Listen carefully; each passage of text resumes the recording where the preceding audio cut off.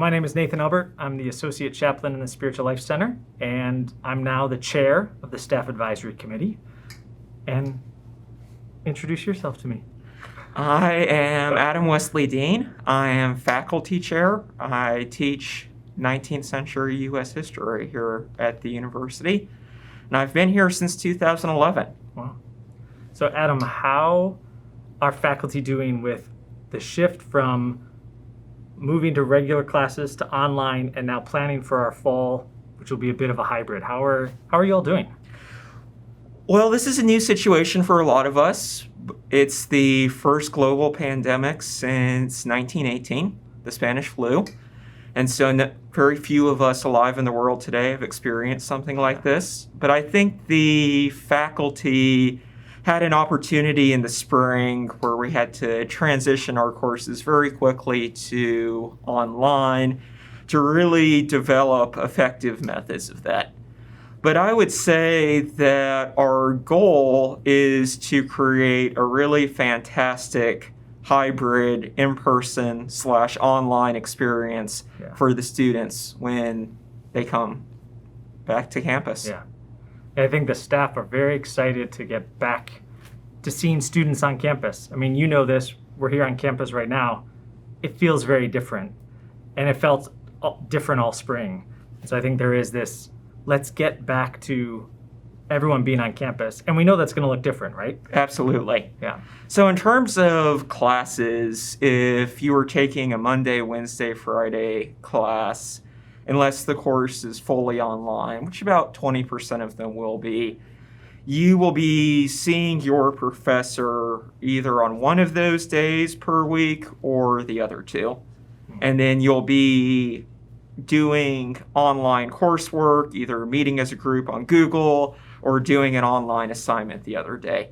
If you have a Tuesday, Thursday class or Monday, Wednesday class, one of those days will be in person. And to kind of come full circle, there are a few 2-credit and 1-credit hour courses that will be fully face-to-face. Yeah. I think it's a great compromise to keep our students safe, keep faculty safe, yet still have that in-class experience, but then also utilizing the online format. We did it for a semester almost, and still utilizing that so that we can still remain on campus together. And it's interesting, when I was in college in the early to mid 2000s and then graduate school, nothing like Google Meet or Zoom existed. Nothing. Same here, yeah. And I feel that while it's not the same, and we shouldn't pretend it's the same as in person, it goes a long way to kind of help build a community online. Yeah. And I think we're all experiencing the newness of this situation. Wearing face masks, washing our hands, temperature checks. We're following the governor's rules, we're following the CDC guidelines, and we're doing even a little bit more than that to ensure that we are all safe on this campus. And that's something that I really appreciate as a staff member, as an employee, as I'm 2 years into my time here, so I'm still a rookie. But it seems to me that this institution is saying we want to care for the people of this place. We're not making these decisions because of money. We're not making these decisions because of what other schools are doing. We're making these decisions to care for this community of people. And I think that speaks volumes to this institution and our hope for this semester. Absolutely. So our whole policies regarding safety on campus, wearing the mask, checking temperatures, having these kiosks that I just went through on the way to speaking with you. Kind of amazing. Yeah. I was blown away by it. Yeah. Those are based on evidence and guidelines given by the Center for Disease Control, or CDC, and the Virginia Department of Health, or VDH. And everything we do here is predicated on those guidelines. Yeah. The rules are important, right? And we're going to emphasize responsibility on the faculty end, on the staff end, and the student end to keeping everyone safe. But the rules also provide some opportunity, right? So I teach a introductory class on U.S. environmental history. And we spent a lot of time outside doing that, even before the pandemic. And on my course evaluations, I saw, hey, let's spend even more time outside. Oh, nice. And definitely we can take advantage of that to make the class better due to the pandemic. Yeah. I think we all definitely have a part to play in this. Right. Like, this isn't just these people have to follow these rules, or we're putting these rules and guidelines in place just for our students. And this is for visitors to campus. This is for, it impacts, right, like bringing our families to campus. Right. It impacts our students, our staff, our faculty. So we really do all have an important part to play, not only to keep ourselves safe and healthy, but others within this community. Right. And I think speaking to that, that's why mask wearing is so important. You know, I'm not an epidemiologist. I'm 19th century U.S. historian. A little different. Yeah, it's way different. But the mask is not really, it is a little bit about protecting you, but it's 95% about protecting other people. Yeah. You know, I have 2 twins who are 2.5 years old. I have another child coming in September. I have a father and mother who are over, you know, the age of 65 and want to visit their grandkids. And a lot of what we're doing is about protecting other people. Yeah.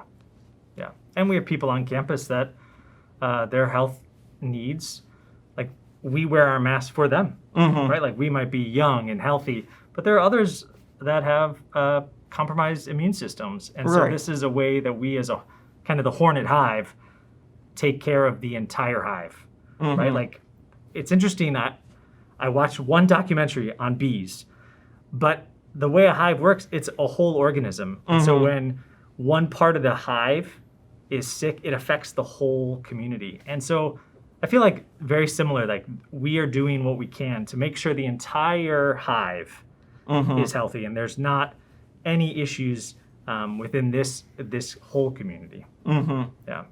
Absolutely.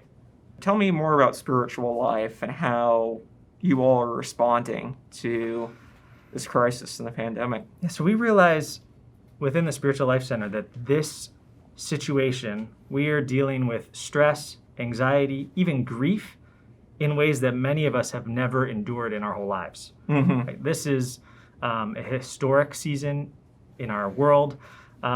So we're battling stress, we're battling anxiety, we're battling these questions of what if this happens, or what do I need to do?